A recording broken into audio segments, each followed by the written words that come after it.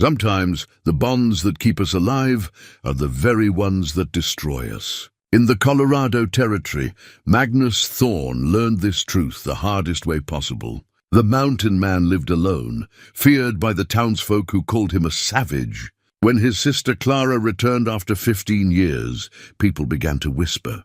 They saw how close the siblings were, how they depended on each other. The gossip spread through Cedar Ridge like poison. Magnus and Clara had survived things no person should endure. They only had each other in a land that showed no mercy. When Clara became pregnant, the town exploded with outrage. Everyone demanded to know the father. But the truth about Magnus and Clara was darker than anyone imagined. What really happened during that brutal winter that tore their family apart? Before we jump back in, tell us where you're tuning in from. And if this story touches you, make sure you're subscribed, because tomorrow I've saved something extra special for you. The morning mist clung to the peaks of the Colorado Rockies like memories that refused to fade. Magnus Thorne stood 7 feet tall on his cabin porch, watching the sun paint the valley in shades of gold and amber. His weathered hands wrapped around a tin cup of coffee, steam rising in the crisp mountain air. At 35, he carried himself with the quiet confidence of a man who had learned to depend on no one but himself. His cabin sat perched on a natural shelf of granite, commanding a view of the entire valley below. Cedar Ridge looked like a child's toy set from this distance. Tiny buildings scattered along the creek, smoke rising from chimneys as the town stirred to life. Magnus preferred it this way, watching civilization from afar. Close enough to trade his furs and meat when necessary, far enough to avoid the judgmental stares and whispered conversations that followed him wherever he went, the rifle resting against the cabin. Wall caught the morning light, his father's old Sharp's .50 caliber, ornately engraved with scrollwork that spoke of better times. Magnus ran his thumb along the stock, feeling the familiar grooves worn smooth by 2 generations of Thorne hands. This rifle had fed his family, protected them, and ultimately failed to save them when it mattered most. 16 years had passed since that winter. 16 years since everything changed. Magnus was 19 then, Clara only 13. Their parents, Thomas and Mary Thorne, had been good people, hard-working homesteaders who believed in God, family, and the promise of the frontier. They had built a decent life in a small valley 20 miles east of here, raising cattle and crops, teaching their children to read and write and respect the land that sustained them. Then came the winter of 1854, a winter so brutal it became legend among the survivors. The snows started in October and didn't stop until May. Temperatures dropped so low that trees exploded in the night, sounding like gunshots. Cattle froze standing up. The isolated homesteads became islands of desperate humanity, cut off from help or hope. Thomas Thorne had been checking the livestock when the blizzard struck without warning, a wall of white that swallowed the world in minutes. Magnus found his father 3 days later, frozen solid 50 feet from the barn door. His mother lasted 2 more weeks, pneumonia taking her slowly, painfully. Magnus held her hand as she died, promising to take care of Clara, to keep her safe no matter what. But he couldn't keep that promise. Not then. The territorial authorities came when the snows finally melted. Social workers from Denver, convinced that a 19-year-old boy couldn't raise a 13-year-old girl in the wilderness. Clara screamed and fought as they loaded her into the wagon, reaching for Magnus with tears streaming down her face. He tried to stop them, but 3 men with badges and legal papers were more than one grieving boy could overcome. "I'll find you," he had shouted as the wagon rolled away. "I'll come for you, Clara, I promise." But the years passed and the promises became harder to keep. Letters went unanswered. Inquiries led to dead ends. The family that took Clara moved east, then disappeared into the vast anonymity of a growing nation. Magnus was left with nothing but memories and the weight of a broken promise. He learned to live with solitude. The mountains became his family, the wilderness his closest companion. He trapped and hunted, trading his furs in Cedar Ridge for supplies and little else.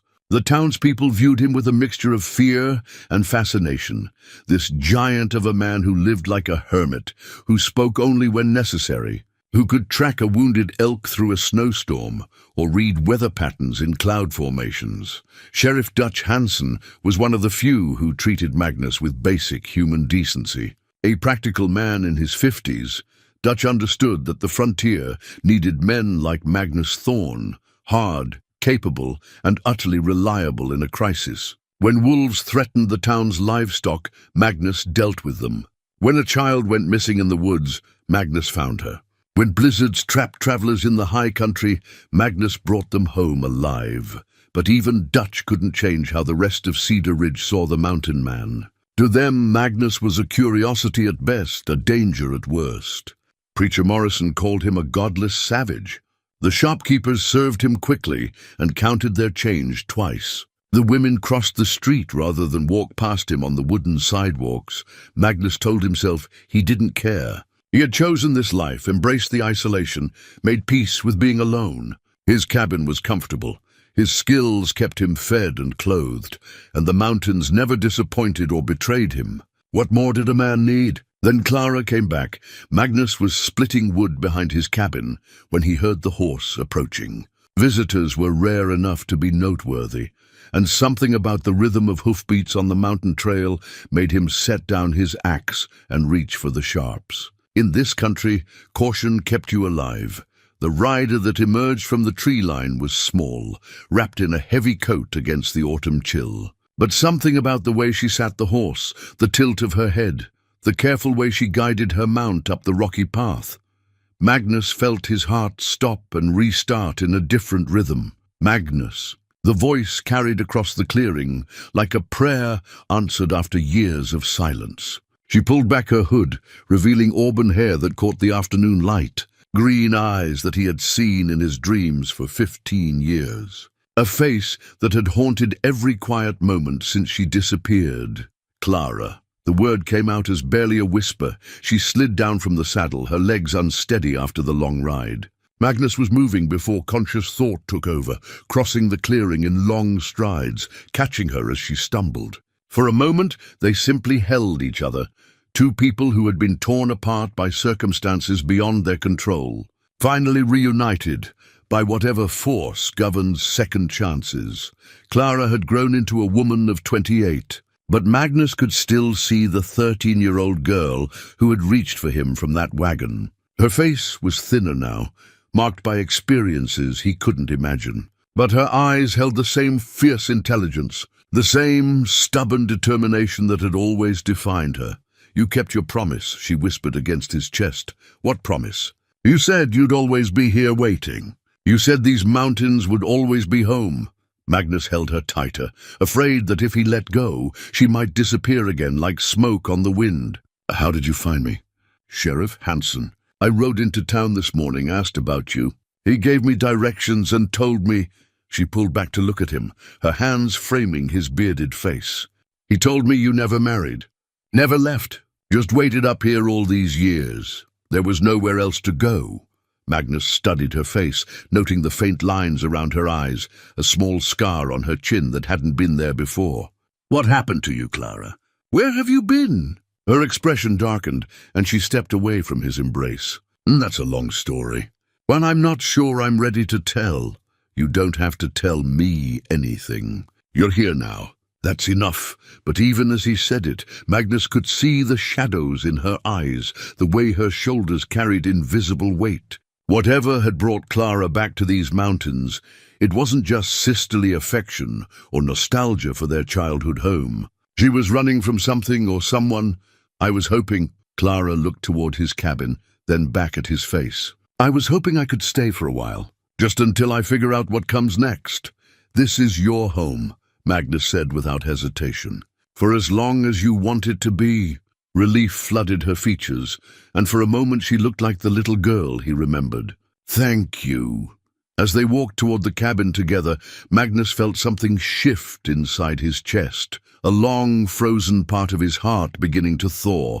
For 15 years, he had convinced himself that solitude was enough, that he needed nothing beyond the mountains and his own resources. But having Clara beside him again, hearing her voice mix with the mountain wind, he realized how empty his life had become. The cabin felt different with her in it. Warmer somehow, more alive.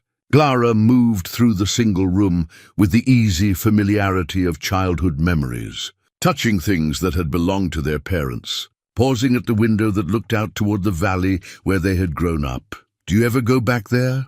she asked, nodding toward the distant peaks. "Once," Magnus admitted. "About 5 years ago. The house was gone. Nothing left but the foundation stones and some fence posts." Clara was quiet for a long moment, her fingers tracing patterns on the dusty windowsill. "Sometimes I dream about that place, about all of us together before everything went wrong." "Me too." She turned to face him, and Magnus saw something.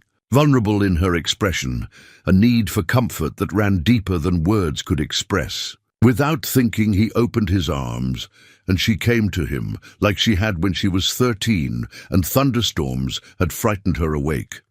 But she wasn't 13 anymore, and the woman in his arms stirred feelings that had nothing to do with brotherly protection. Magnus pushed those thoughts away, focusing instead on the simple miracle of having her back.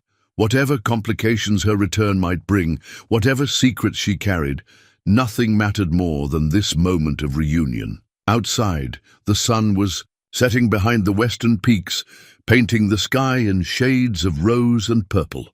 Soon, the first stars would appear, and the mountain silence would settle over the valley like a familiar blanket. Magnus and Clara would sit by the fire, sharing stories and memories, slowly bridging the gap of 15 lost years. Neither of them knew that their reunion had already been noticed.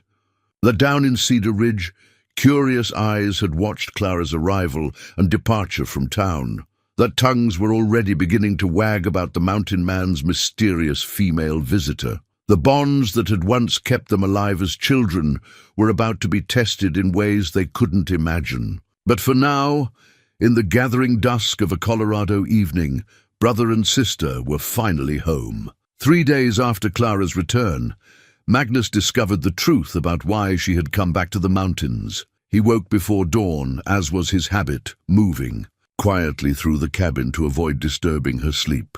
Clara had taken his bed, while he made do with blankets on the floor, an arrangement that felt both natural and strangely charged with unspoken tension. She slept restlessly, often crying out in her dreams, words he couldn't quite make out, but that carried the weight of old pain. Magnus was stoking the fire when he heard her stirring, followed by the soft sound of weeping. He turned to find Clara sitting on the edge of the bed, her face buried in her hands, her shoulders shaking with quiet sobs. "Clara," he crossed to, her side, uncertain whether to touch her or give her space. "What's wrong?" She looked up at him with eyes red from crying and slowly extended her left hand. There, on her ring finger, was a simple gold band that caught the firelight. A wedding ring he hadn't noticed before. "I'm married," she whispered, as if the words themselves were poison. Magnus felt something cold settle in his stomach. Married.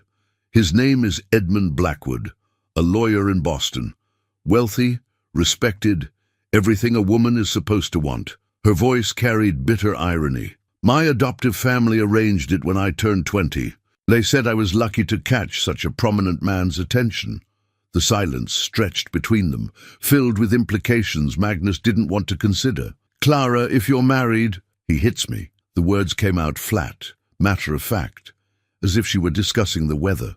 "Started on our wedding night, said I was too willful, too independent, that he would teach me proper wifely submission." Magnus's hands clenched into fists, and he felt the familiar rage that had sustained him through years of solitude. But this was different. This was personal, protective, the fury of a man whose family had been threatened. Did he hurt you badly?"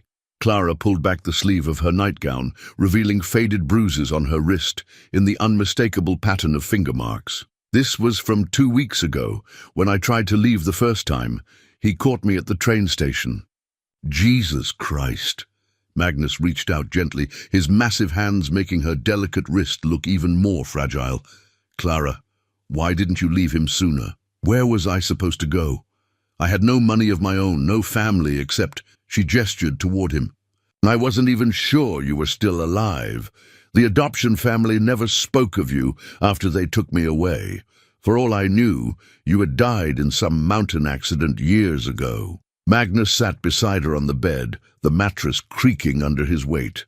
"What changed? What made you finally run?" Clara was quiet for so long he thought she wouldn't answer. When she finally spoke, her voice was barely audible. "He started talking about children, about how a son would steady me, give me proper purpose. He said," her voice broke, "he said if I didn't conceive soon, he would find ways to encourage the process." The implication hung in the air like smoke from a dirty fire. Magnus felt murderous rage building in his chest, the kind of cold fury that had made him so effective at dealing with wolves and other predators. Edmund Blackwood was just another predator, albeit one that wore fine clothes and spoke with cultured words. "So you ran." "I stole money from his desk drawer and left in the middle of the night. Took the first train west and never looked back." Clara touched the wedding ring with her other hand, as if it were a shackle she couldn't remove. "But he'll come looking for me. Men like Edmund don't let their property simply walk away." "Property?" The word came out as a growl. "That's how he sees me. How the law sees me. A wife belongs to her husband, just like his horse or his house. If he finds me—" She shivered despite the warmth of the fire. "He'll drag me back to Boston, and next time I won't have the chance to run." Magnus stood and walked to the window, looking out at the peaks that had been his refuge for so many years. The mountains had always offered him sanctuary, but this was different. This wasn't just about protecting himself anymore. This was about protecting Clara from a threat that came with legal authority and social respectability. "He won't find you here," Magnus said finally. "This country is hard on men who aren't used to it. City lawyers don't last long in the Rockies. You don't understand." Clara joined him at the window, her reflection ghost-like in the glass. "Edmund has resources. He can hire bounty hunters, private detectives. He can offer rewards that would tempt even honest men. Let him try." Magnus's voice carried the quiet confidence of a man who had survived everything the wilderness could throw at him. "These mountains have kept me safe for 16 years. They'll keep you safe too." But even as he spoke the words, Magnus felt the weight of new responsibility settling on his shoulders. Hiding from society was one thing. He had chosen that isolation, embraced it. Protecting Clara from a determined and wealthy husband was something else entirely. It would mean contact with the outside world, dealing with legal authorities, possibly violence. "There's something else," Clara said quietly. "Something you need to know before this goes any further." She walked to her saddlebags, which Magnus had left untouched in the corner of the cabin. From inside, she withdrew a bundle wrapped in oilcloth. When she unfolded it, Magnus saw papers, legal documents, letters, and something that made his breath catch in his throat. It was a photograph, cracked and faded with age, showing two couples standing in front of a simple wooden house. Magnus recognized his parents immediately, Thomas and Mary Thorne, young and hopeful in their wedding clothes. But the other couple was unfamiliar, a dark-haired man and a blonde woman who looked nothing like Clara. "That's my real parents," Clara said, watching his face carefully. "John and Sarah Mitchell. They died in a cholera outbreak when I was 3 years old." Magnus stared at the photograph, his mind struggling to process what he was seeing. "But you're my sister." "No, Magnus, I'm not." Clara's voice was gentle but firm. "Your parents took me in after mine died. They raised me as their own daughter, loved me like their own child, but we're not blood relatives." The cabin seemed to tilt around Magnus as the foundations of his world shifted. 16 years of believing. He had failed to protect his sister, 16 years of living with the guilt of separation, 16 years of thinking about Clara as the one person in the world who shared his blood, his history, his loss. "Why didn't they ever tell me?" They planned to when we were older, when we could understand what it meant. Clara sat down heavily on the bed, the photograph clutched in her hands. But they died before they got the chance. I only found out myself 5 years ago when I was going through Edmund's papers. He had investigated my background before agreeing to the marriage, wanted to make sure there were no embarrassing family secrets. Magnus walked to the fireplace, bracing his hands against the stone mantel. Everything he thought he knew about. His life, his family, his relationship with Clara, all of it was built on a foundation that had just crumbled away. "Say something," Clara whispered behind him. Magnus turned to face her, seeing her clearly for perhaps the first time since her return. Not as the little sister he had failed to protect, but as a woman who had suffered and survived, who had chosen to come back to him despite years of separation and uncertainty. "It doesn't change anything," he said finally. "You're still family, still the most important person in my world." Relief flooded her features, but Magnus could see something else in her eyes. Hope, gratitude, and something deeper that he wasn't ready to name or acknowledge. "The townspeople won't understand," Clara said quietly. "When they see us together, living in the same cabin, they'll assume—" "I don't care what they assume." Magnus's voice carried the finality of a man who had made his choice. "Let them talk. Let them think whatever they want. You belong here with me, and that's all that matters." But even as he spoke the words, Magnus knew that Clara was right. The people of Cedar Ridge would see what they wanted to see, assume what they wanted to assume. And those assumptions would bring consequences that neither of them could fully predict. Outside, the morning sun was climbing higher, painting the valley in shades of gold and green. Soon Magnus would need to check his trap lines, and Clara would settle into the rhythm of mountain life. But first, they would have to face the reality of what her return meant, not just for them, but for the community that watched the mountain. Man's every move with suspicious eyes. The bonds that had once saved them as children were about to become the very thing that might destroy them both. Word traveled fast in a town the size of Cedar Ridge. By the second week of Clara's stay at Magnus's cabin, the whispers had begun in earnest. It started innocently enough. Sarah Mitchell, who ran the general store with her husband Tom, mentioned to Pastor Morrison that she had seen a woman riding out toward Thorne's place. Morrison, a man who viewed Magnus with deep suspicion already, shared this information with Sheriff Hanson during their weekly chess game. Hanson, trying to diffuse what he sensed might become problematic gossip, mentioned casually that the visitor was Magnus's sister, returned after many years, but the clarification only made things worse. "Sister?" Morrison had repeated, his thick eyebrows drawing together. "Living up there alone with him? That don't seem proper, Dutch. Not proper at all."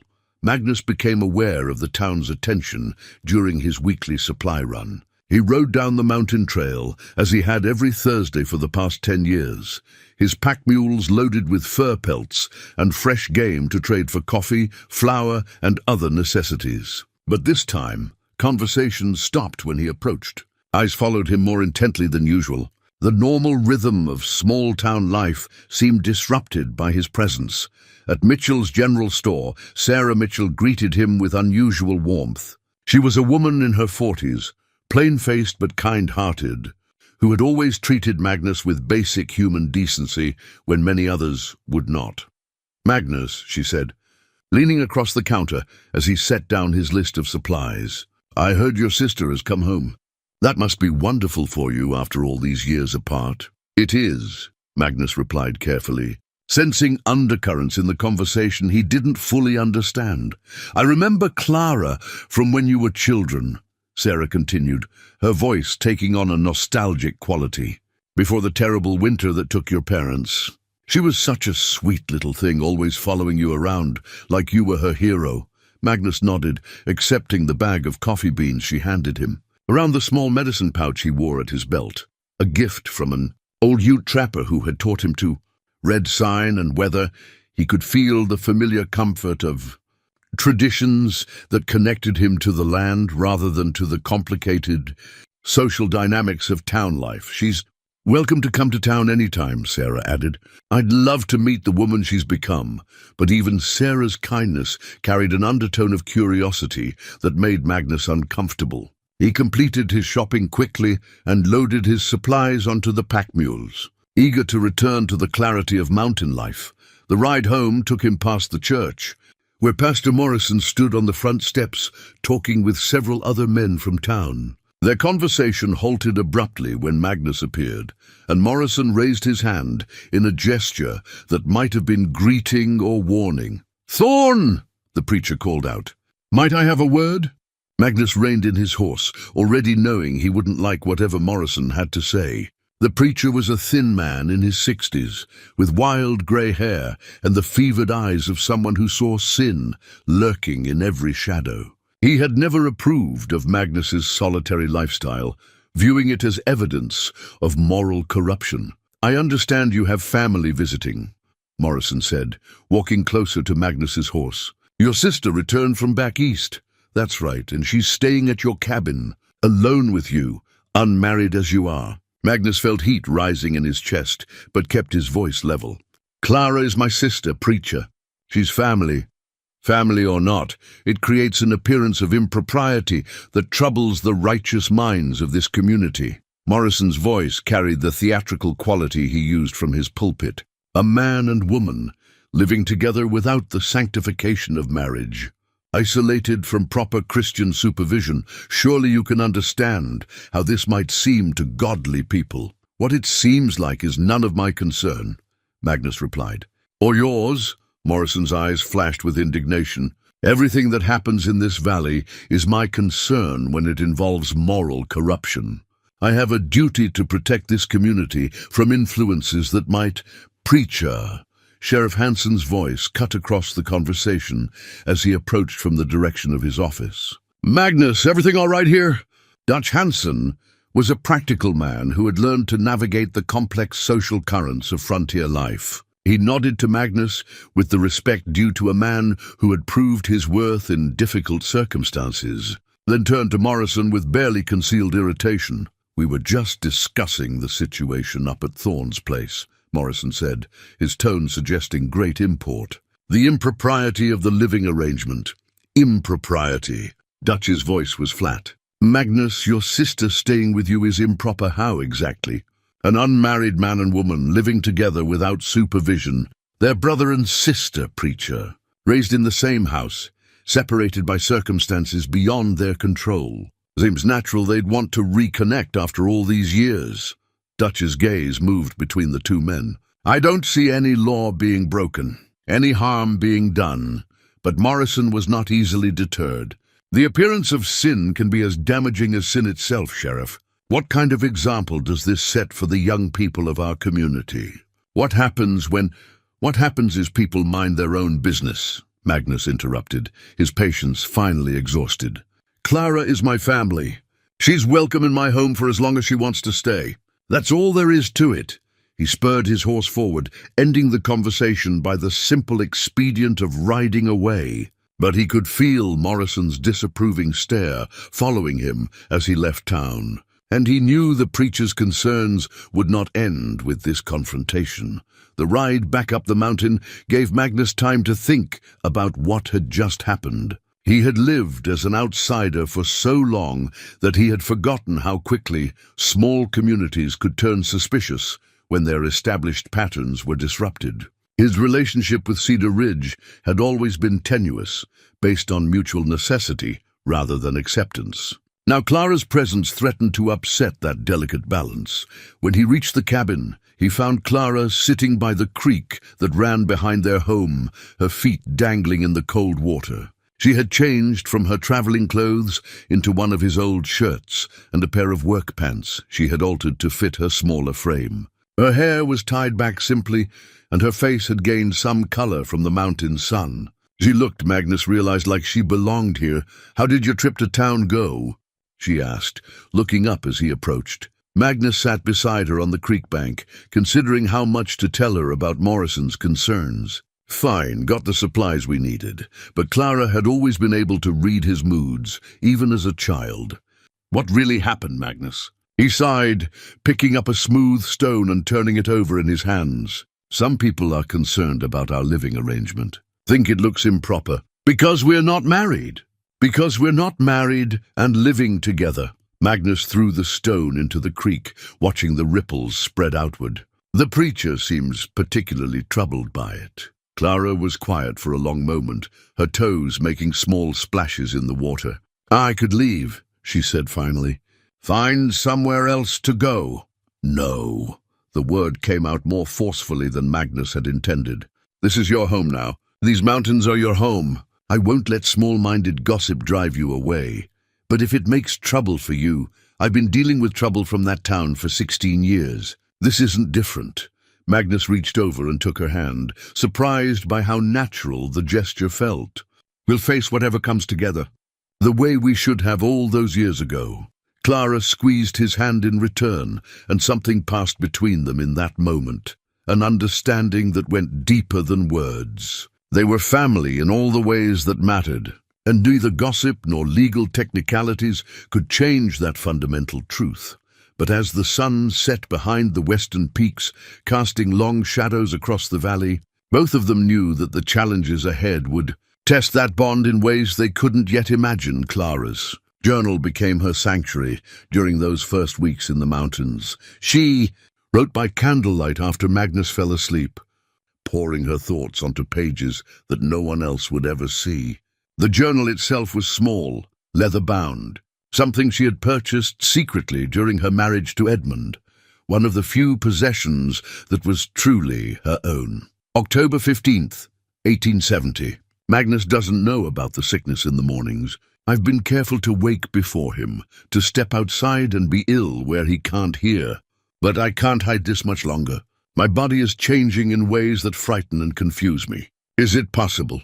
Could I be carrying Edmund's child after just 3 months of marriage? The thought makes me sick in ways that have nothing to do with morning nausea. A child would tie me to him forever, give him legal grounds to reclaim me no matter where I run. But there's another possibility. One I hardly dare write down, even here. These feelings I have for Magnus, the way my heart races when he looks at me, the comfort I find in his arms when nightmares wake me. This isn't how sisters feel about their brothers. And we're not truly siblings, are we?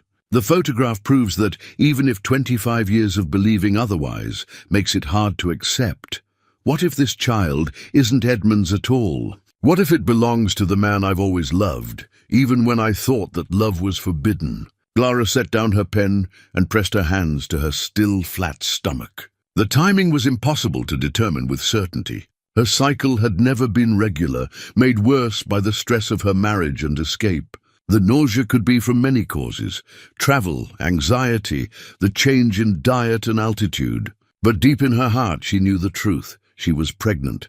The knowledge terrified and thrilled her in equal measure.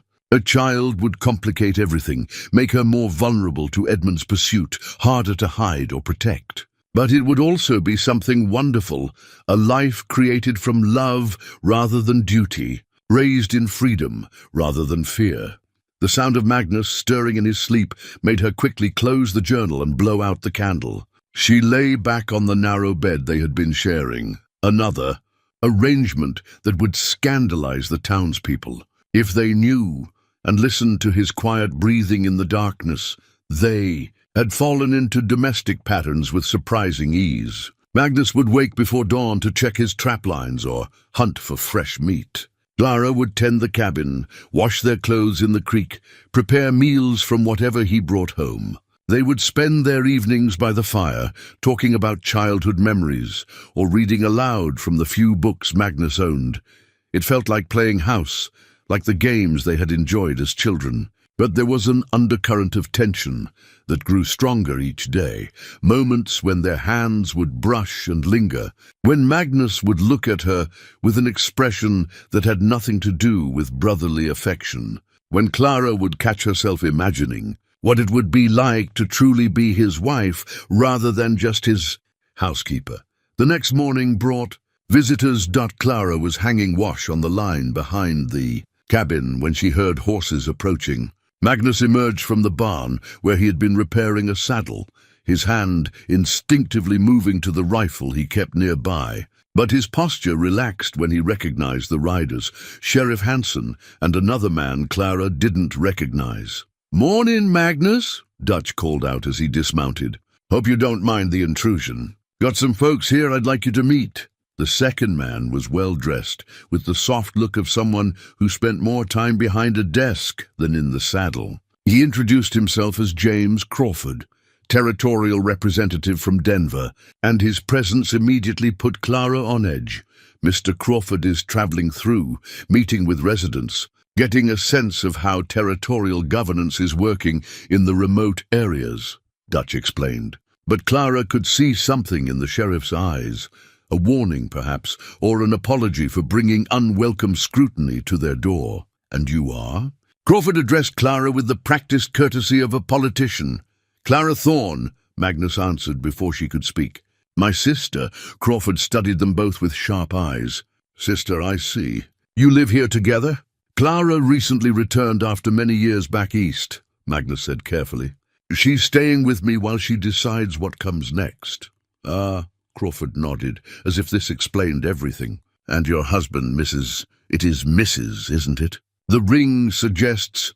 Clara's hand went instinctively to the wedding band she still wore, a constant reminder of the life she had escaped. "My husband is deceased," she said quickly, the lie coming easier than the truth.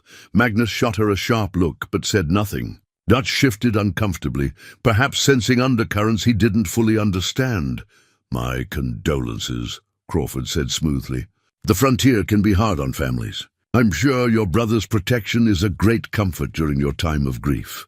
They talked for another few minutes about territorial business, mining claims, and the general state of affairs in the Colorado Territory.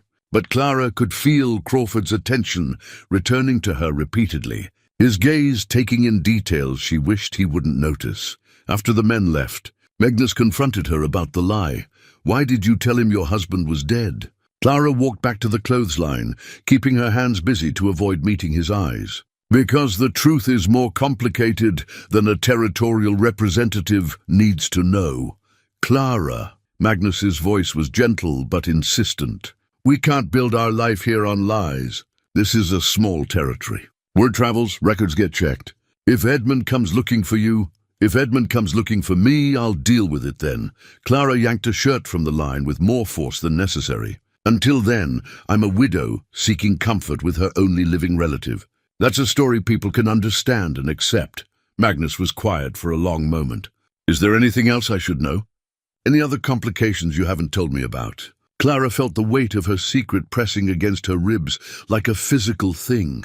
The morning sickness, the exhaustion, the changes in her body that were becoming harder to hide, all of it would have to come out eventually.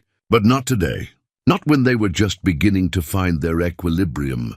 "No," she said softly. "Nothing else." But as she spoke the lie, Clara felt the first flutter of movement in her womb, so slight she might have imagined it, but unmistakable to a woman who had been waiting for exactly that sign. The child was real, growing, demanding acknowledgement whether she was ready or not.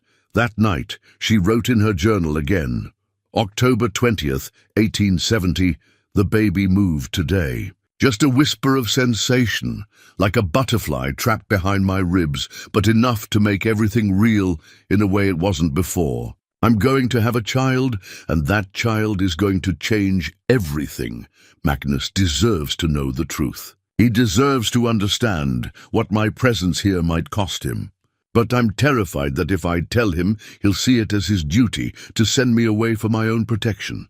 And I can't leave, not now. This place, these mountains, Magnus himself, they're the only home I've ever truly had. I need more time. Time to figure out what I'm going to do. Time to prepare Magnus for the reality of what's coming. Time to build the strength I'll need for whatever battles lie ahead. But time is the one thing I may not have. My body won't keep this secret much longer, and when the truth comes out, it will change everything between us.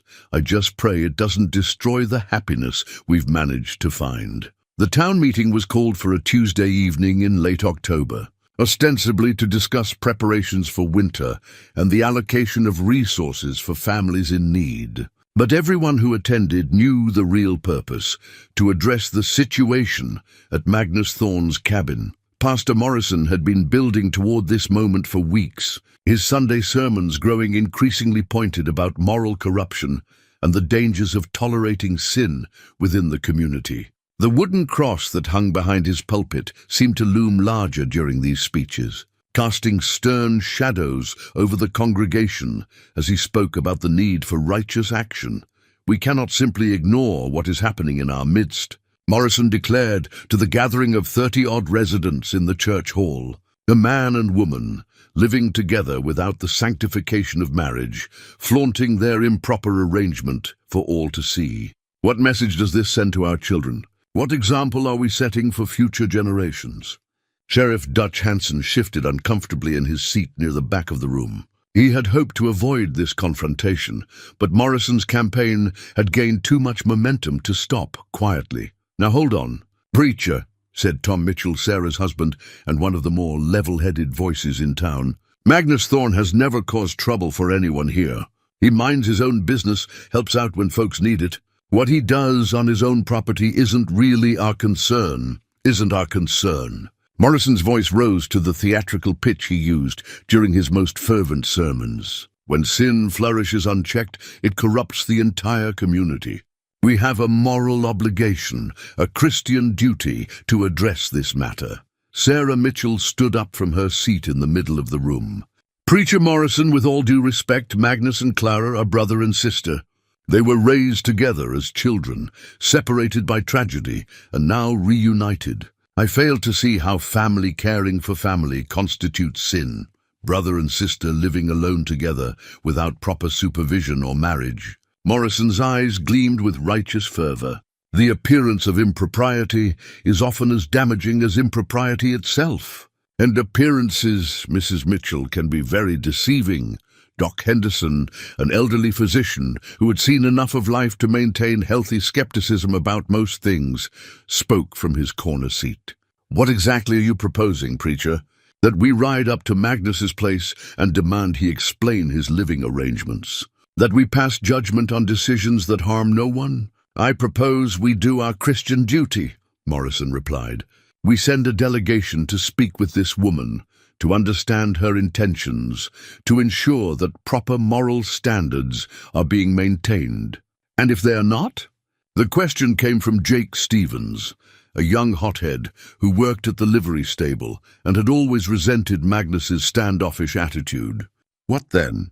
The room grew quiet, tension building like pressure before a storm. Dutch Hansen finally stood, his authority as sheriff lending weight to his words. "Let's all take a step back here," he said calmly. "Magnus Thorne is a citizen of this territory with the same rights as any of us. He's broken no laws, caused no trouble, harmed no one. Whatever concerns people might have about his personal life don't constitute grounds for official intervention. The law isn't the only authority we answer to, Sheriff," Morrison countered. "There are higher laws, moral laws, that supersede earthly statutes." "Maybe so, preacher, but I enforce earthly statutes, and that's the authority I recognize."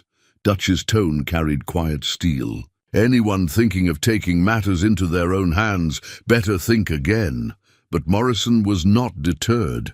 "Then we'll approach this through proper channels. A concerned visit from community leaders, offering guidance and support to help resolve this unfortunate situation." "Define resolve," Sarah Mitchell said sharply. "Marriage," Morrison replied without hesitation. "If this woman wishes to remain in our community, she should find a proper husband, someone who can provide legitimate protection and moral guidance. There are several respectable widowers who might be suitable." The suggestion hit the room like a physical blow. Several people shifted uncomfortably, recognizing the implications. They were talking about forcing Clara into an unwanted marriage, treating her like property to be disposed of according to community standards. "That's enough." Dutch's voice cut through the murmur of conversation. "We're not arranging marriages for grown women or dictating how people live their lives. This meeting is over. But as people began to file out of the church hall, clusters of conversation formed, plans began to coalesce, and the divided nature of Cedar Ridge's opinion became clear. About half the community supported Morrison's position, viewing Magnus and Clara's situation as scandalous and requiring intervention. The other half saw it as none of their business, or even admirable. Family taking care of family in a harsh land where such bonds often meant survival. Sarah Mitchell lingered after most others had left. Approaching Dutch near the door. "This isn't over," she said quietly. "Morrison has been working on this for weeks. He's convinced some of the more influential families that action needs to be taken. What kind of action? I'm not sure yet. But Jake Stevens and some of the younger men seem eager to prove their moral righteousness. And Morrison has been corresponding with territorial authorities about concerns regarding moral standards in remote communities." Dutch felt a chill that had nothing to do with the October evening. "You think he'd try to bring in outside pressure?" "I think Morrison sees this as his chance to establish moral authority over the whole community. Magnus and Clara are just the excuse he's been waiting for." Sarah pulled her shawl tighter around her shoulders. "Someone should warn them." "I'll ride up there tomorrow," Dutch promised. "But Sarah, keep your ears open. If you hear about any specific plans, anything that sounds like it might turn ugly, you let me know immediately." The next morning brought the first hard frost of autumn, painting the valley in shades of silver and white. Magnus was splitting wood when Dutch arrived, the steady rhythm of his axe echoing off the surrounding peaks. "Sheriff," Magnus nodded as Dutch dismounted. "What brings you up the mountain?" "Trouble, I'm afraid." Dutch accepted the cup of coffee Clara offered, noting how healthy she looked despite the stress they must be under. "There was a town meeting last night." "About you two." Clara and Magnus exchanged glances, and Dutch saw something pass between them. Understanding, perhaps, or resignation that they had been expecting this moment. "What kind of trouble?" Magnus asked, setting down his axe. Dutch explained the meeting, Morrison's position, the divided community opinion, and the vague threats of intervention. As he spoke, he watched Clara's face grow pale, saw her hands tremble slightly as she held her coffee cup. "What do you recommend?" Magnus asked when Dutch finished. "Honestly, I think you should consider making this official. Get married, remove any ammunition Morrison might have for his moral crusade." "We're brother and sister," Clara said quietly. "Are you?" Dutch studied both their faces. "I mean, I know you were raised as siblings, but folks are starting to ask questions about that too. About exactly what your relationship is, where you came from, whether—" He stopped, seeing the warning in Magnus's expression. "Whether what, Dutch?" "Whether the bond between you goes deeper than family affection." Dutch set down his coffee cup. "Look, I'm not judging anyone here, but appearances matter in small communities, and right now, appearances are working against you." Magnus was quiet for a long moment, his gaze moving from Dutch to Clara and back again. "We'll handle this our own way." "I hope so," Dutch said, standing to leave. "Because Morrison isn't going to let this drop. And some of the men in town are starting to talk about taking action themselves if official channels don't produce results." After Dutch left, Magnus and Clara sat in silence on their cabin porch, watching the morning mist rise from the valley below. The peaceful scene felt fragile now, threatened by forces beyond their control. "Maybe I should leave," Clara said finally. "No." Magnus's response was immediate and final. "This is your home, our home. I won't let them drive you away." But even as he spoke the words, both of them knew that the battle for their right to live as they chose was just beginning. The letter arrived on a grey November morning, carried by a territorial courier who looked uncomfortable with his mission. Magnus found it nailed to his cabin door, an official-looking envelope with expensive paper and precise handwriting that made his stomach clench with foreboding. Clara was inside preparing breakfast when he brought the letter in, but one look at his face told her everything she needed to know. Her coffee cup slipped from nerveless fingers, shattering on the wooden floor. "It's from him, isn't it?" she whispered. Magnus broke the wax seal and unfolded the single sheet of paper. The letterhead read, Blackwood and Associates, Legal Counsel, Boston, Massachusetts. But it was the content that made his blood run cold.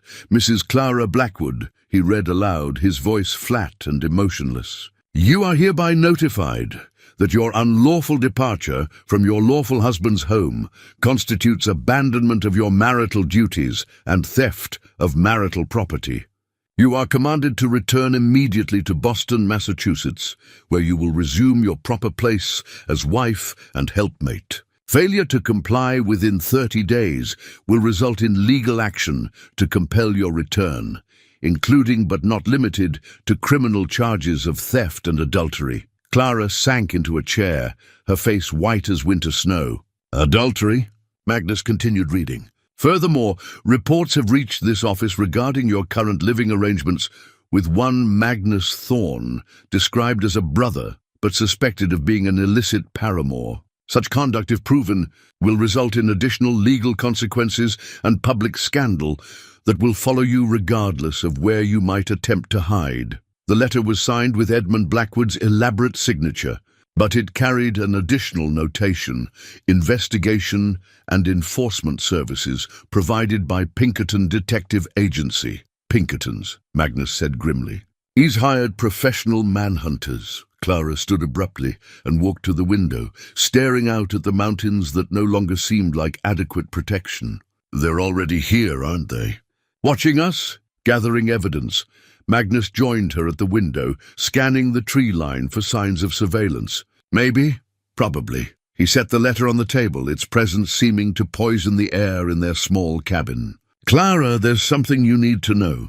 Something that changes everything about how we handle this. She turned to face him, and Magnus saw knowledge in her eyes, the same knowledge he had been trying to ignore for weeks. You're pregnant, he said quietly. It wasn't a question. Magnus had grown up on a farm, had spent years in the wilderness observing animal behavior. He recognized the signs, the morning sickness Clara tried to hide, the way her body was changing, the exhaustion that no amount of rest seemed to cure. Clara nodded slowly, tears beginning to track down her cheeks. 3 months, maybe 4. I wasn't sure at first, but is it mine? The question hung in the air between them, like smoke from a green fire, acrid and inescapable. Clara looked at him for a long moment, her green eyes searching his face for something. Judgment, perhaps, or condemnation.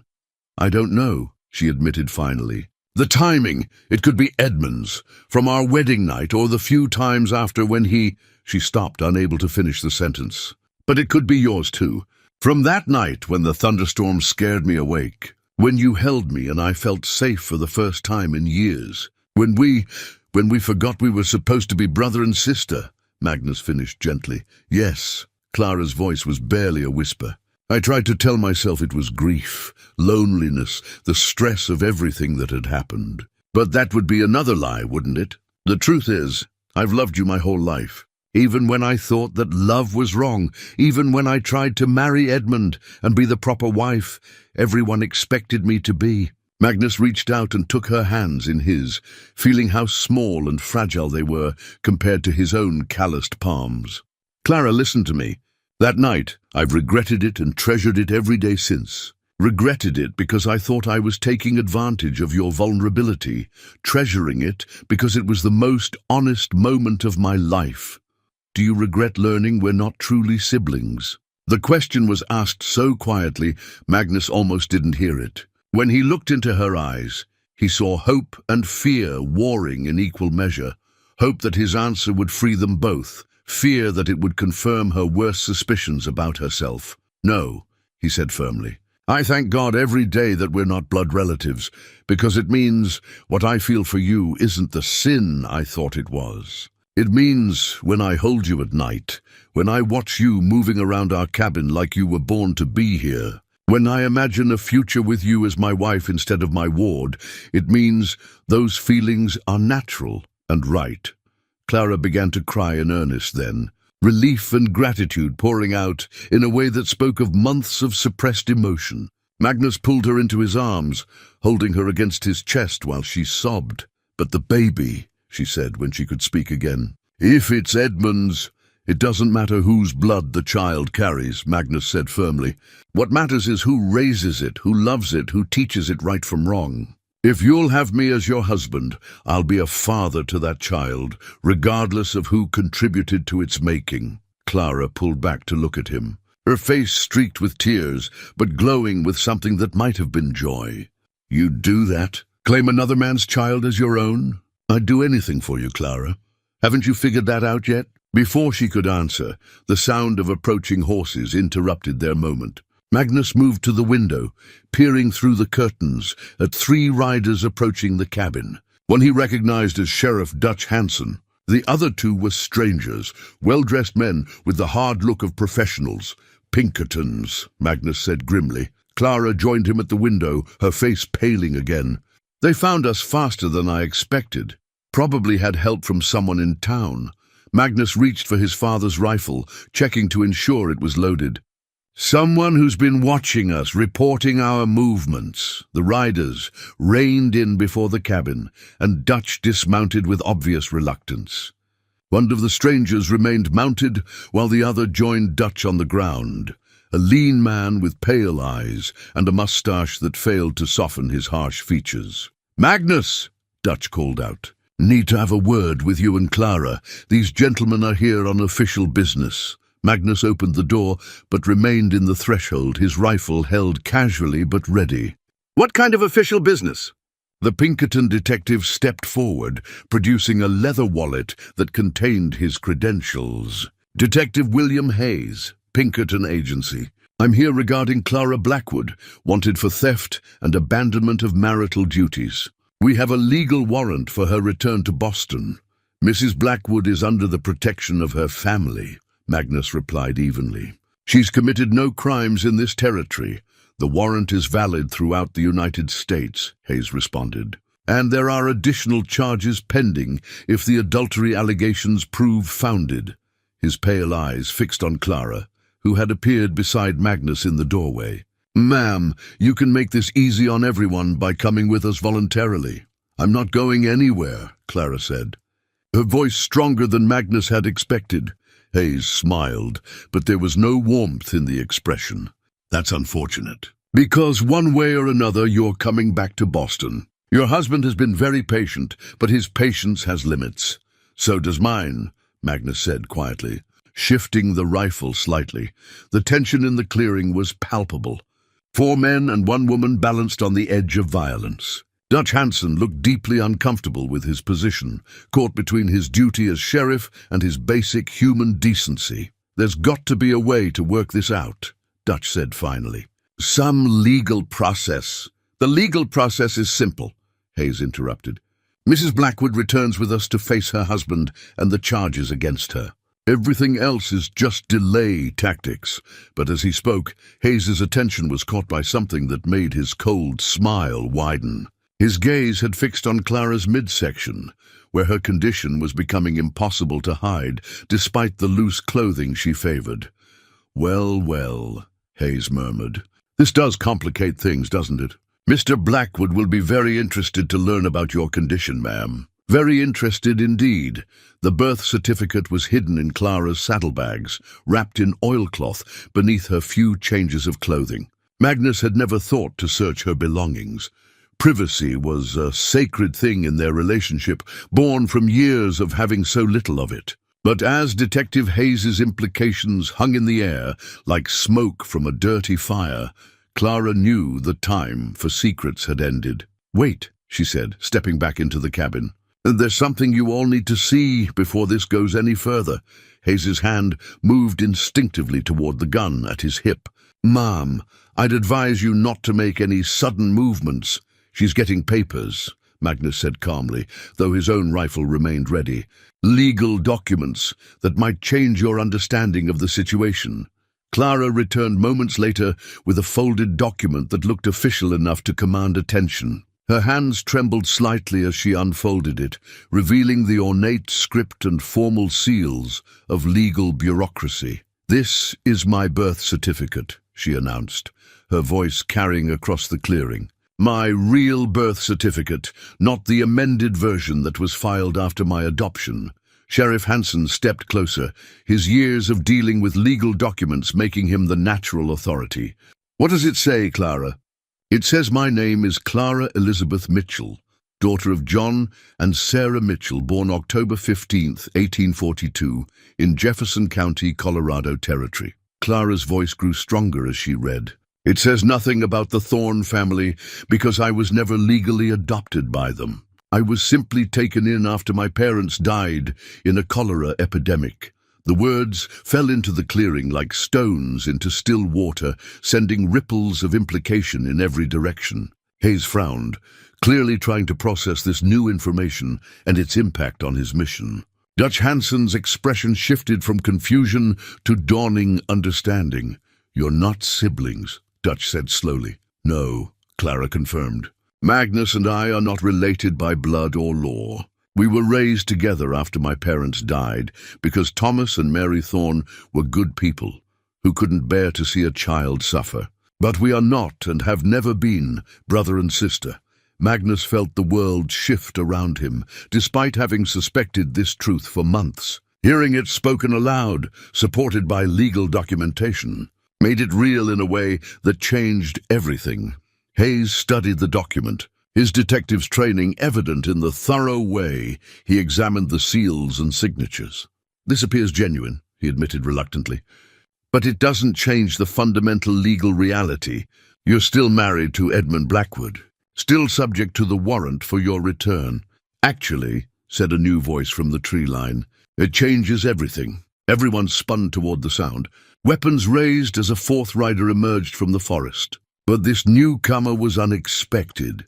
An elderly man in a black suit, riding a tired-looking mare and carrying a leather satchel that marked him as some kind of professional. "Judge Harrison." Dutch Hansen lowered his gun, recognition clear in his voice. "What are you doing here?" Judge Marcus Harrison was the territorial circuit judge, a man whose jurisdiction covered thousands of square miles of frontier territory. He was known for his fair but firm interpretation of law, his willingness to travel to remote areas to ensure justice was served, and his complete intolerance for legal technicalities that served injustice rather than truth. "I received some interesting correspondence from Boston," Harrison said, dismounting with the careful movements of a man whose bones ached from too many years in the saddle. "Letters from a Mr. Edmund Blackwood, making rather serious allegations about moral corruption and legal violations in my territory." Hayes stepped forward, clearly sensing an ally. "Your Honor, I represent Mr. Blackwood's interests in this matter." "We have warrants." "Yes, I'm sure you do." Harrison's tone was dry as desert sand. "But before we discuss warrants, I think we should discuss the validity of the marriage that supposedly gives Mr. Blackwood authority over this woman." Clara felt her heart stop, then restart with a rhythm that seemed to echo in her ears. "The validity of my marriage?" Harrison opened his leather satchel and withdrew a thick folder of documents. "Upon receiving Mr. Blackwood's complaints, I took the liberty of investigating the circumstances of your union. What I found was quite illuminating." He spread several papers on a flat boulder that served as an impromptu table. "Marriage license, dated June 15th, 1870, signed by Clara Mitchell," note the surname, "and Edmund Blackwood. Witnessed by—" Harrison paused, his finger tracing the signatures. "This is interesting.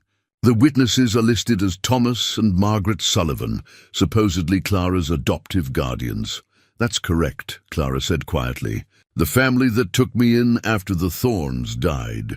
"Except," Harrison continued, "Thomas and Margaret Sullivan died of typhoid fever in April of 1870, 2 months before this marriage allegedly took place.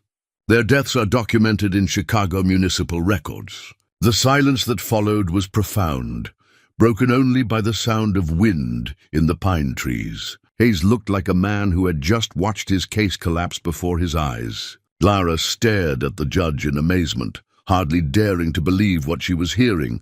"Furthermore," Harrison continued, "the minister who allegedly performed the ceremony, one Reverend David Morrison, was defrocked by the Episcopal Church in 1869 for financial irregularities. He had no legal authority to perform marriages at the time this ceremony supposedly took place.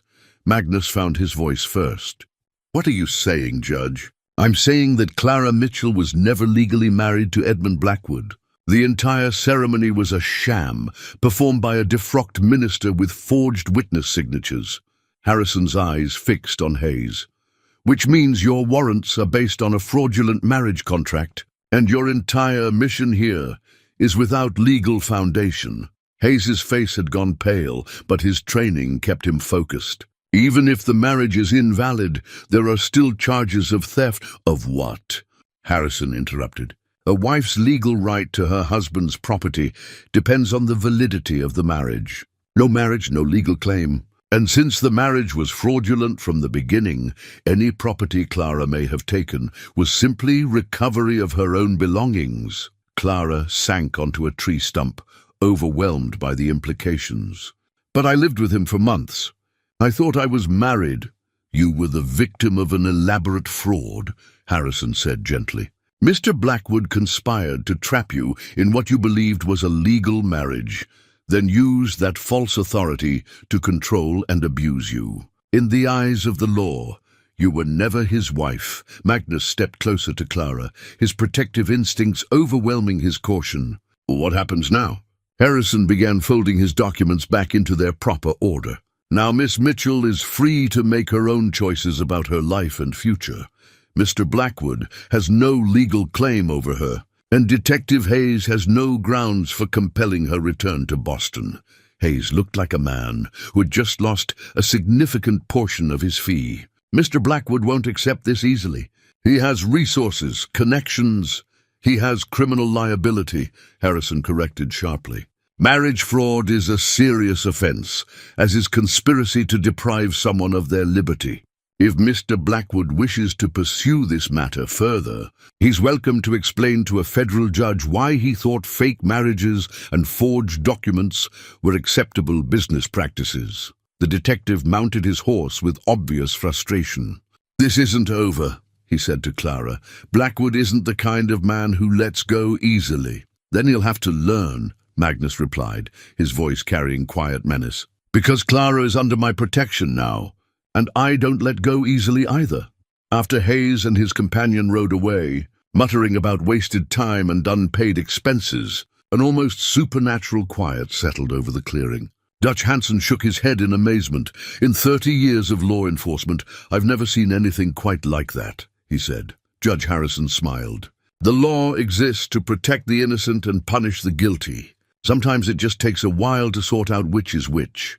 He turned to Clara. "Miss Mitchell, you're free to go wherever you choose, live however you see fit, marry whomever you please. The territorial government recognizes no claim by Edmund Blackwood over your person or property." Clara looked up at Magnus, seeing her own wonder reflected in his eyes. They were free, truly free, to choose their own path forward. "Thank you, Judge Harrison," she said softly. "You've given me back my life. You never lost it, my dear. You just needed the law to catch up with the truth." Harrison remounted his mare, preparing to continue his circuit. "And congratulations, by the way." "For what?" The old judge's eyes twinkled with suppressed humor. "On your upcoming marriage, of course. I'll be back through this area in about 6 months. If you'd like to make things official by then, I'd be honored to perform the ceremony." As he rode away, leaving Clara and Magnus alone with Dutch Hansen, the future stretched before them like an uncharted trail, difficult perhaps, but theirs to travel together. Freedom, Magnus discovered, was more complicated than he had imagined. The revelation of Clara's fraudulent marriage should have solved everything, cleared their names, legitimized their relationship, opened the door to a future together without shame or legal complications. But as winter tightened its grip on the Colorado mountains, new challenges emerged that tested them in ways neither had anticipated. Clara's pregnancy was advancing rapidly now, impossible to hide despite her attempts at discretion. By December, her condition was obvious to anyone who looked, and the implications created a storm of gossip in Cedar Ridge that made the previous whispers seem like gentle breezes. Magnus spread his hand-drawn map across the cabin table, marking routes through the high country that would take them far from the prying eyes and wagging tongues of civilization. The map was a work of art in its own way, decades of exploration reduced to careful lines and notations, showing trails that existed only in his memory and the memories of the few mountain men who had come before him. "This pass here," he said, pointing to a narrow gap between two peaks, "stays clear most of the winter if you know the right approach. Takes you into a valley where there's game, fresh water, shelter from the worst weather." Clara studied the map, her hands resting on her swollen belly. At 7 months pregnant, she moved with the careful deliberation of a woman carrying precious cargo. "How long would we need to stay hidden?"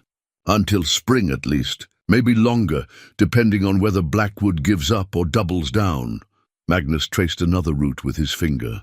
"There are places up there where a man could hide for years if he had to. Places where the law, any law, can't reach."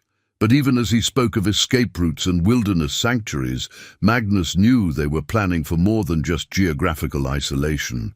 They were preparing to become outlaws in the eyes of many, to step outside the boundaries of respectable society and forge their own path through a world that had little patience for unconventional choices. The immediate catalyst came on a bitter December morning when Pastor Morrison arrived at their cabin with a delegation from town. Magnus saw them approaching from a mile away, 6 riders moving up the mountain trail with the purposeful air of men on a mission. He recognized Morrison's distinctive black coat and the rigid posture that never seemed to bend, even in the saddle. "They're coming for us," Clara said quietly, watching from the window as Magnus checked his rifles and ammunition. "Let them come." Magnus's voice carried the cold certainty of a man who had made his peace with violence. "They'll find we're not as helpless as they imagine." The delegation reined in 50 yards from the cabin, close enough to be heard clearly, far enough to avoid immediate threat. Morrison rode slightly ahead of the others, his role as moral authority clear in his positioning. Behind him were Jake Stevens and 4 other men Magnus recognized from town, all armed, all wearing expressions of righteous determination. "Magnus Thorne," Morrison called out, his voice carrying the theatrical projection he used from his pulpit.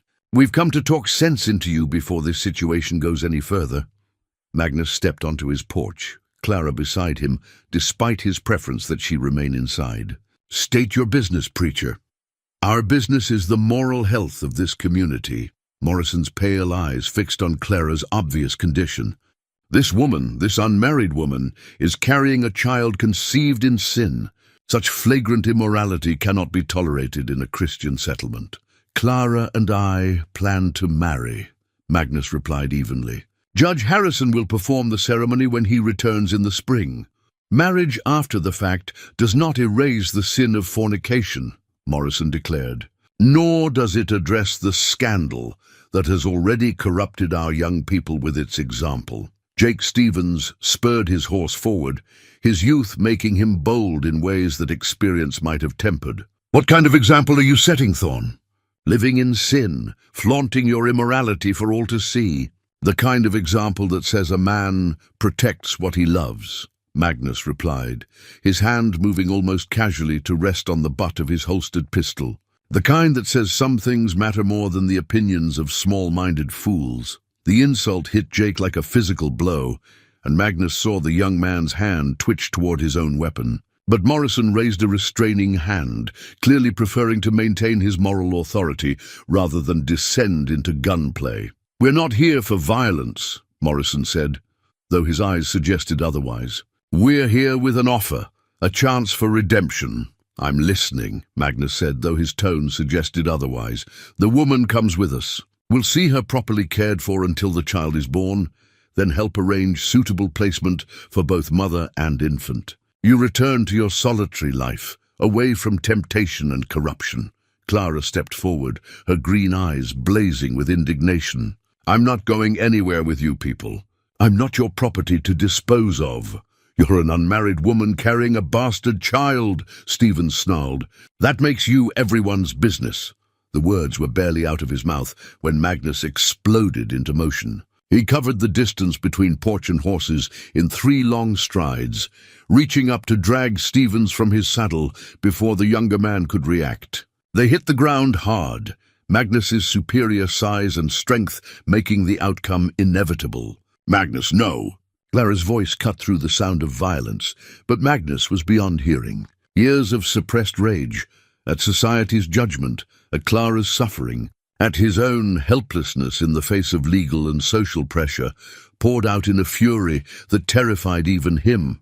It took 3 men to pull him off Stevens, and even then Magnus fought against their restraint with the strength of a wounded grizzly. When reason finally returned, he found himself staring at Stevens's bloody face and the shocked expressions of the other men. "This isn't over," Morrison said, his voice shaking with anger and perhaps fear. "This community will not tolerate such behavior indefinitely. Then maybe it's time for this community to learn some tolerance," Clara replied, moving to Magnus's side despite her advanced pregnancy. "Or maybe it's time for us to find somewhere that deserves our presence." After the delegation rode away, Magnus and Clara stood in the clearing where violence had erupted, both of them understanding that a line had been crossed. The fragile détente between Magnus and Cedar Ridge was broken, probably permanently. That night, Clara found Magnus sitting by the fire, staring into the flames with the expression of a man wrestling with difficult choices. "We can't stay here," she said, settling beside him with the careful movements her condition required. "I know." Magnus reached out to touch her belly, feeling the baby move restlessly beneath his palm. "But running means giving up everything I've built here. This cabin, these mountains, they're all I've ever had." "Not all," Clara corrected gently. "You have me. You have our child. Those are the things that matter, Magnus. The rest is just—" She gestured around the cabin. "The rest is just stuff." Magnus was quiet for a long moment, his hand still resting on her stomach. "Where would we go? How would we live?" Clara had been thinking about this question for weeks, preparing for the moment when running became their only option. "North," she said finally, "into the deep wilderness, beyond the reach of territorial authority. There are places up there where mountain men used to winter, places with shelters already built, game to hunt, streams that don't freeze. And when the baby comes, we'll manage. People have been having babies in wilderness conditions for thousands of years. We have medical supplies, basic knowledge, and each other. That's more than most pioneers started with." Magnus stood and walked to the window, looking out at the snow-covered peaks that glowed silver in the moonlight. Somewhere up there, beyond the comfortable boundaries of his known territory, lay the kind of freedom that could only be bought with isolation and hardship. "It won't be easy," he said finally. "Winter in the high country is brutal. No guarantees we'll all survive until spring. No guarantees we'll survive here either," Clara pointed out. "Morrison and his followers aren't going to give up. Next time, they might come with territorial marshals or federal authority. Next time, they might not be interested in talking." Magnus turned back to her, seeing determination in her eyes that matched his own. "When do you want to leave?"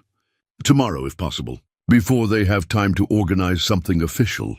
Clara struggled to her feet, one hand braced against her lower back. "I know it's asking a lot, leaving everything you've built, everything you know." "Clara." Magnus crossed to her, taking her hands in his. 16 years ago I lost you because I wasn't strong enough to fight the authorities who wanted to separate us. I won't make that mistake again. Wherever you go, I go. Whatever it costs, we stay together."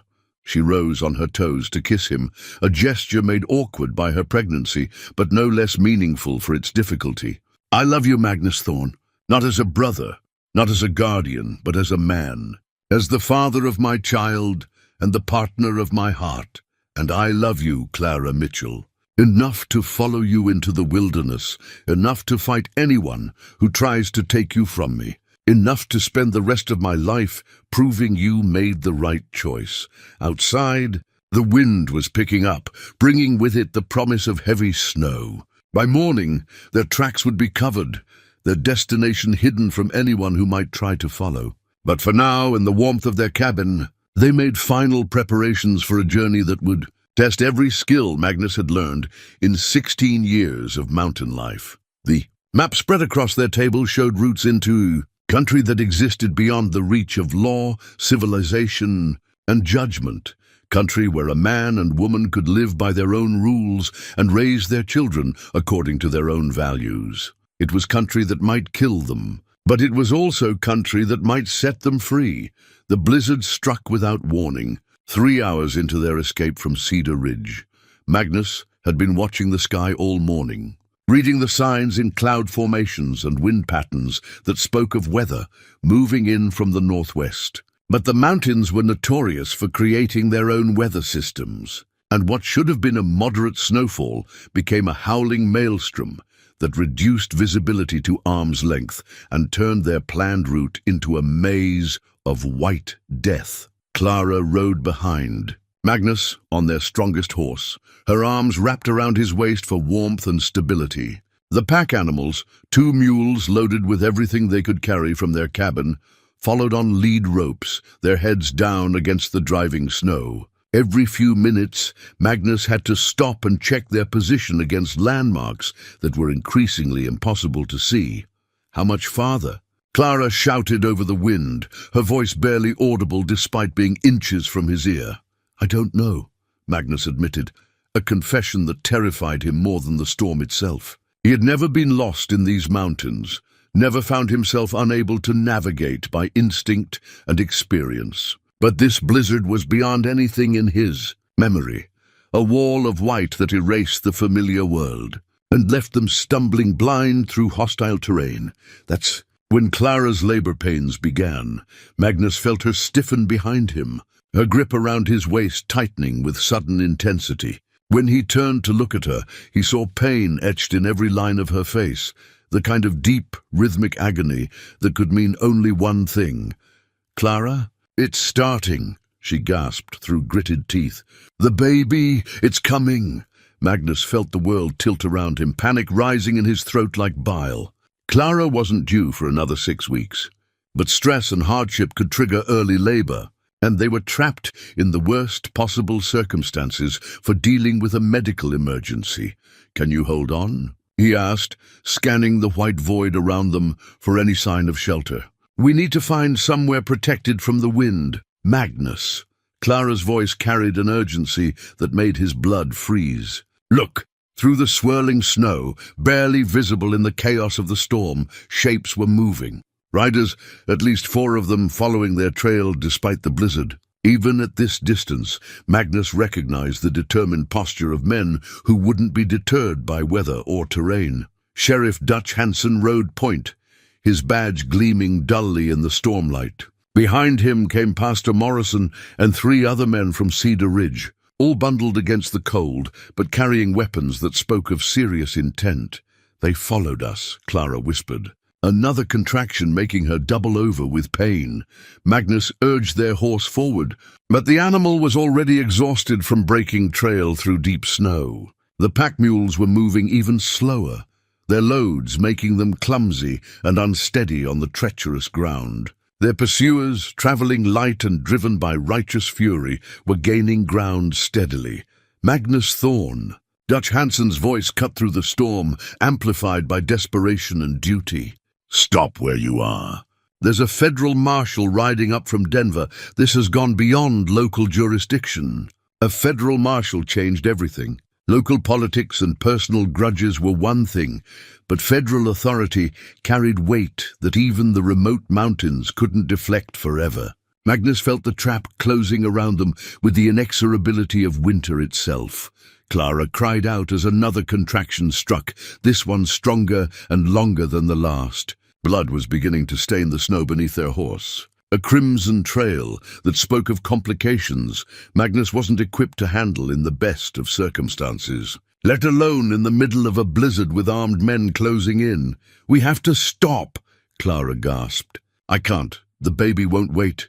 Magnus saw a dark smudge against the white that might have been shelter, a rock outcropping or maybe an overhang that could provide minimal protection from the wind. It was their only chance.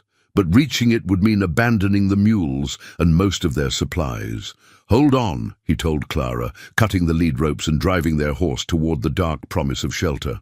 Behind them, the pack animals stood confused in the storm. their loads, representing months of preparation, now abandoned to the elements.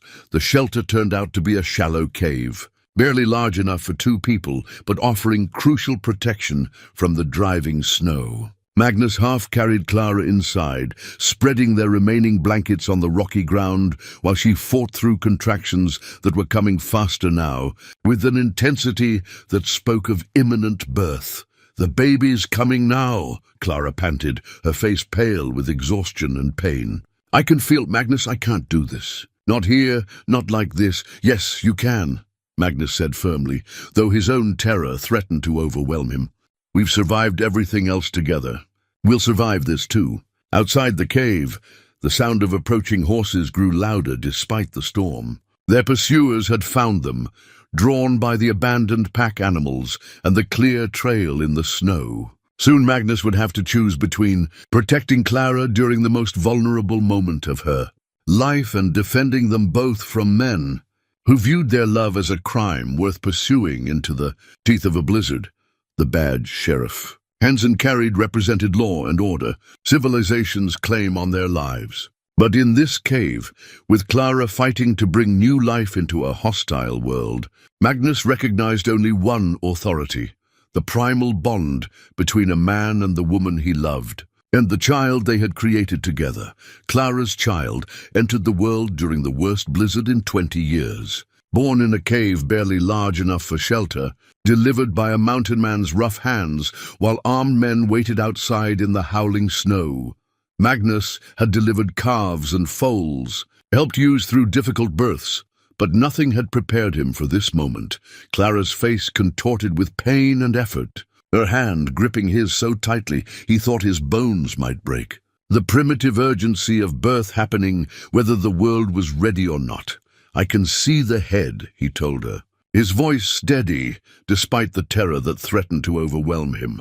"Clara, you're doing it." Just a little more, she bore down with a strength that seemed impossible for someone so exhausted, and suddenly the baby was there, tiny, blood-covered, but unmistakably alive. A girl, Magnus realized as he cleared the infant's mouth and nose with trembling fingers. The baby's first cry was thin but strong, a sound that seemed to pierce the storm itself. "Is she?" Clara could barely speak, exhaustion having drained her voice to a whisper. "She's perfect," Magnus said, wrapping the baby in his cleanest shirt before placing her in Clara's arms. 10 fingers, 10 toes, lungs that worked just fine. For a moment, the cave was filled with something approaching peace, the quiet wonder of new life, the intimacy of family formed in adversity. Clara's daughter, their daughter now, settled against her mother's chest with the instinctive trust of the newly born. Then Sheriff Hansen's voice shattered the moment. "Magnus, Clara, we know you're in there. Come out so we can talk." Magnus moved to the cave entrance, peering through the blowing snow at the shapes of mounted men arranged in a rough semicircle. The storm was beginning to ease, visibility improving enough to make out individual faces. Dutch Hansen sat his horse with obvious reluctance, while Pastor Morrison radiated righteous satisfaction despite the bitter cold. "Nothing to talk about, Dutch," Magnus called back. "We're not hurting anyone here. You're hurting the moral fabric of our entire community," Morrison shouted, his voice carrying the theatrical intensity he used from his pulpit. "Living in sin, producing bastard children, corrupting everything decent people hold sacred." Magnus felt rage building in his chest, the same cold fury that had sustained him through years of solitude and judgment. "The only thing corrupted here is your understanding of what love looks like." "Love?" Morrison's laugh was harsh as winter wind. "Is that what you call adultery and fornication? Is that what you call the perversion of family bonds? I call it two people choosing each other despite a world that wants to keep them apart," Magnus replied. "I call it creating life instead of destroying it." Behind him, Clara stirred on their makeshift bed, the baby fussing softly as she tried to nurse. The sight of his family, vulnerable, exhausted, but undeniably real, filled Magnus with protective instinct that went deeper than law or custom. "The federal marshal will be here within the hour," Hansen called out, his tone carrying genuine regret. "He's got papers, Magnus. Legal authority that goes beyond what I can overlook. Let him come, Magnus said quietly. Let him try to separate a family. But even as he spoke the words, Magnus knew their situation was desperate. Clara couldn't travel. The baby was hours old, and their supplies were scattered across the mountainside with their abandoned pack animals. They were trapped between the storm, the pursuit, and the fundamental vulnerability of new life. That's when Clara spoke from behind him, her voice weak but determined. Magnus, help me up. Clara, you can't help me up, she repeated, struggling to sit despite her exhaustion. If we're going to face them, we face them together. Magnus supported her as she rose unsteadily, the baby cradled in one arm while she leaned heavily against him. Together they appeared at the cave mouth, a family united despite impossible circumstances, love made visible in the midst of hatred and judgment. The sight stopped Morrison's rhetoric mid-sentence. Even through the storm, even at this distance, the power of what they represented was unmistakable. Not sin or corruption, but the oldest story in the world. Two people who had found each other despite every obstacle, who had created something precious together, who would defend that creation with their lives if necessary. Dutch Hansen removed his hat, a gesture of respect that surprised everyone, including himself. "Congratulations," he said quietly. "The baby, is she healthy?" "She's perfect," Clara replied, her voice carrying across the clearing with surprising strength. "And she's ours, Sheriff. Whatever papers your marshal might have, whatever laws he might quote, this child belongs to the people who will love her and raise her and die to protect her if necessary." Pastor Morrison spurred his horse forward, clearly intending to press his moral advantage, while Clara was weakened. But Magnus stepped protectively in front of his family, and something in his posture, the quiet readiness, the absolute commitment, made even the preacher reconsider. "This ends now," Magnus said, his voice carrying the finality of winter itself. "Clara and I are going to raise our daughter in these mountains, away from people who mistake judgment for righteousness.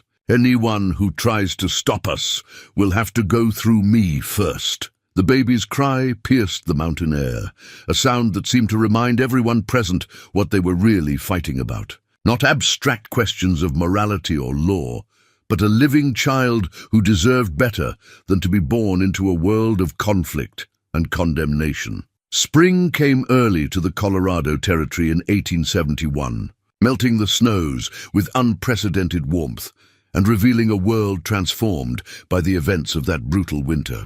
The photograph on Magnus and Clara's mantle showed three people arranged in front of their rebuilt cabin: a tall man with gentle eyes, a woman whose face glowed with quiet contentment, and a baby girl whose presence seemed to justify everything that had come before. Sarah Thorne, they had named her for Clara's birth mother, was 6 months old now, a healthy child with Magnus's dark hair and Clara's green eyes. She gurgled happily in her father's arms as Clara adjusted her dress for the formal portrait. Their first as a legally married family, Judge Harrison had returned in May as promised, performing a ceremony that drew half of Cedar Ridge, despite the lingering controversy surrounding the couple's unconventional courtship. Sarah Mitchell, the store owner who had become Clara's closest friend, stood as witness, while Sheriff Dutch Hansen provided quiet security against any disruption Pastor Morrison might have planned. But Morrison himself was notably absent from the wedding, having departed Cedar Ridge during the harsh winter months after a scandal involving church funds and a married woman from Denver. His replacement, Pastor Williams, was a younger man with a more practical view of frontier life and human nature. "Love finds a way," Pastor Williams had said during the ceremony, his eyes twinkling as baby Sarah cooed from Clara's arms. "Even when the world tries to stand in its path, even when circumstances seem impossible, love finds a way to create families and build futures worth having." The winter had tested them all. After the confrontation in the cave, the federal marshal had indeed arrived, only to discover that his warrants were based on the fraudulent marriage contract that Judge Harrison had already invalidated. Detective Hayes, it turned out, had failed to inform his employers about the legal complications, hoping to collect his fee before anyone discovered the truth. Edmund Blackwood himself never came to Colorado. Reports filtered back from Boston suggesting he had fled the country ahead of federal charges related to marriage fraud and conspiracy. Clara's freedom was absolute now, her past relegated to painful memories rather than legal complications. The townspeople of Cedar Ridge had been slower to accept the new reality. Some, led by the departed Morrison, had viewed Magnus and Clara's relationship as confirmation of their worst suspicions about frontier morality. Others, particularly those with children of their own, found it harder to condemn love that had produced such obvious happiness. The birth of baby Sarah had been the turning point. Something about new life, about a healthy child thriving in the care of devoted parents, had softened even the hardest hearts. When Clara finally came to town with Magnus and their daughter, the reception was warmer than either had expected. Babies have a way of putting things in perspective, Sarah Mitchell had observed, watching her namesake sleep peacefully in Clara's arms. All the moral arguments in the world don't matter much when you're looking at a child who's clearly loved and cared for. Magnus had rebuilt their cabin over the winter, expanding it to accommodate their growing family and the visitors who came more frequently now. The new structure included a proper nursery, a larger kitchen where Clara could work comfortably, and a study where Magnus kept his maps and journals, records of a life lived on his own terms despite society's expectations. The artifacts of their journey were displayed throughout the cabin, like markers of distance traveled and obstacles overcome. Clara's wedding ring from her fraudulent marriage to Blackwood had been melted down and reformed into matching bands for her and Magnus. The carved wooden cross that had symbolized judgment and condemnation now hung beside a painting of the mountains Clara had completed during her pregnancy, art that celebrated the wilderness that had sheltered them. Magnus's father's rifle still held place of honor above the fireplace, but it was joined now by other symbols, baby toys carved from mountain pine, pressed flowers from their wedding bouquet, letters from Judge Harrison congratulating them on their marriage and expressing his pride in helping justice prevail over prejudice. Their economic situation had improved as well. Magnus's reputation as a guide and hunter was enhanced rather than damaged by his willingness to defy convention for love. Wealthy sportsmen from Denver and Colorado Springs sought him out specifically, drawn by stories of the mountain man who had fought both nature and society to protect his family. Clara had started a small business of her own, using her education and writing skills to help other frontier families with correspondence and legal documents. Her experience with fraudulent contracts made her particularly valuable to women seeking to understand their rights and protect their interests. "It's strange," Clara mused one evening as they sat on their porch, watching baby Sarah play on a blanket spread across the wooden planks. "A year ago, I thought my life was over. I was trapped in a fake marriage, isolated from everyone I loved, convinced that I would never be free to make my own choices." Magnus reached over to take her hand, marveling, as he always did, at how perfectly their fingers intertwined. "And now I have everything I ever wanted, and some things I never dared dream of." Clara leaned against his shoulder, watching their daughter discover the fascinating properties of her own toes. A real marriage, a family, a home where we can be ourselves without apology. No regrets. Clara considered the question seriously, as she always did.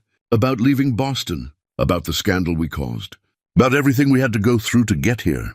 She shook her head. "The only thing I regret is how long it took us to understand that we weren't really siblings, that the love between us wasn't forbidden after all."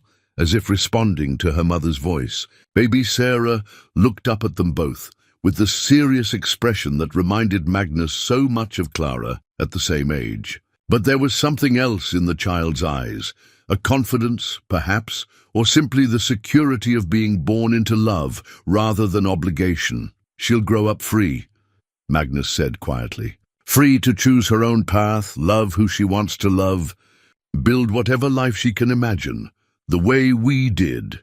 The way we did. The sun was setting behind the western peaks, painting the sky in shades of rose and gold that reminded them both of that first morning when Clara had returned to the mountains. But this sunset was different, not an ending, but a beginning, not a moment of reunion, but a promise of tomorrows spent together. Sometimes the bonds that keep us alive are exactly the ones that set us free.